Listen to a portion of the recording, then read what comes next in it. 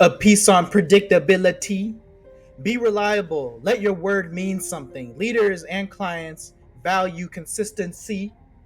Be someone that people can count on. Talent alone isn't enough. Show up without fail and deliver every single time. Build a reputation on what you do that garners success. Don't be someone who shines bright and then burns out quick. Sustainable effort is much better. Make sure to follow through and keep emotions under control. No More Mr. Nice Guy Notes by Dr. Robert Glover.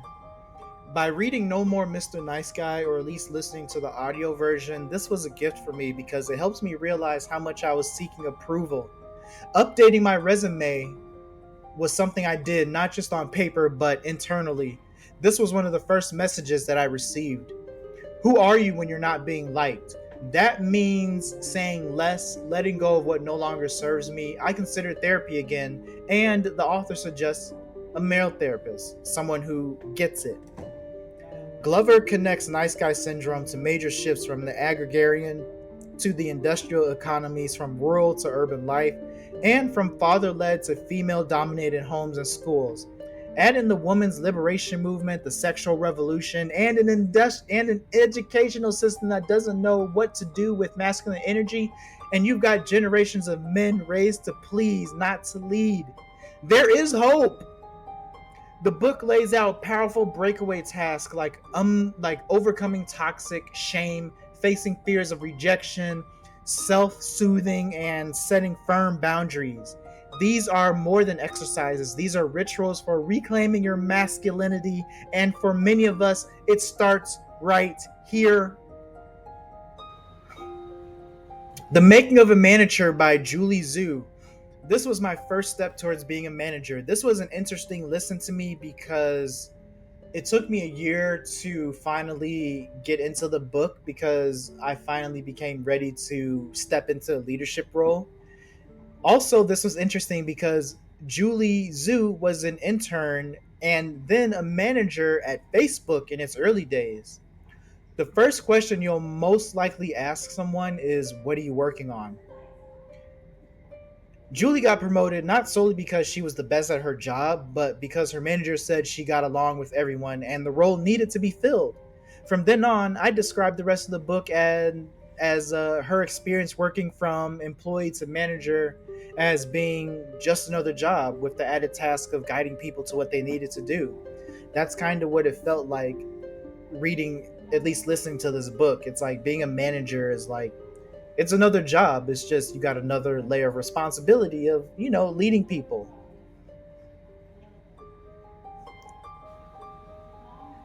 Tax Free Wealth by Tom Wheelwright notes. Most advisors are just doing their jobs and have little incentive to help you maneuver through the code or give you advice. So it's important to do your due diligence of understanding tax deductions, credits, and the tax code itself rather than blindly relying on traditional advisors. Imagine owning a piece of real estate that increases in value each year, but from a tax perspective, you're allowed to treat it as if it's losing value and take tax deductions for that loss. Look at depreciation as a phantom expense. Always keep records and proper documentation. I repeat, always keep records and proper documentation. A key takeaway from the book for me is to not settle for someone who just files your return. Instead, consider getting a tax advisor that will be proactive in helping you throughout the year. Ask them the tough questions. Of course, not all of them are the same. It's like a therapist. You want to, continue to shop around and find the best one that fits you. They should leave you feeling empowered. They should have you feeling empowered. And he also goes over some really big investments in the book. And I wanted to add that before I go over these investments, that this was a very popular tweet when I posted this on Twitter. This was a very popular subject. So big investments are real estate, energy, that is sustainable and renewable clean energy, and agriculture. Simple, right? The 7 Habits of Highly Effective People by Stephen R. Covey. This is one of my favorites. It's an eye-opener. really helps me out in life. Knowledge, skill, and desire is needed to make a new habit. Proactivity is the game, so be more proactive. It is in the ordinary events of every day that we develop the proactive capacity to handle extraordinary pressures of life. The problem is not out there. What is inside of you? What is your guiding compass? Make genuine deposits into your relationships with people, aka an emotional bank account. Ego is the Enemy by Ryan Holiday. This one really helped me strip away that ego and helped me look beneath the mask. Pride will be harder to swallow than killing a lion. This is what Genghis Khan says about leadership. To know what you like is the start of wisdom in old age. Find out why you're after what you're after. Ignore those who mess with your peace. Let them covet what you have, not the other way around, because that's independence. A monk is a man who is separated from all and who is in harmony with all. How to Promote Yourself by Wallace D. Wattles. Notes. An attitude of self-direction is the start of the man who can. Know that you can, think you can, and feel you can. Desire is power seeking expression. If there is a desire for you to do something, that means you have within you the power that can do it. The things you desire also desire you. What I want for myself, I want for everybody. The best thing you can give a man is to communicate advancement in his own affairs. Live the advancing life from within. Live the accumulative life without. Acquiring all which belongs in your picture, and you cannot fail. Pour into others the overflow from your life. The stars in their courses will fight for you. Your success will be made by the evolutionary principle, the creative power of the universe. How to Boost Your Intelligence. This was another popular one when I posted this on Twitter. This was a very popular subject. Do things that scare you. Embrace uncomfortability. Solve problems by helping people. For example, enhance your mood. Put some pep in your step. Increase your discipline and focus. Staying consistent helps. Spend more time in nature by going on walks, for example. Develop your artistic abilities. Have meaningful conversations. Drink plenty of water. Drink plenty of water. Think about your decisions before you make them. Think! Reading can help your brain perform its functions properly and can make you more insightful. Also try listening to audiobooks. You also need to apply the knowledge. Don't just read and regurgitate information. Use it or lose it. Write down your thoughts. Sometimes you need a brain dump to clear your mind.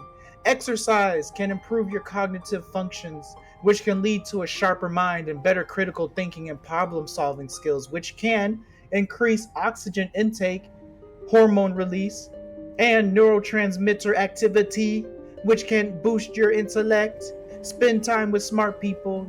Smart people can expand your mind and feed your brain with interesting propositions. Be more conscious of your breathing. Meditation can increase the size of your brain, and it is a practice of mindfulness. Playing video games and brain teaser games can improve your brain power and analytical skills. Keep a journal.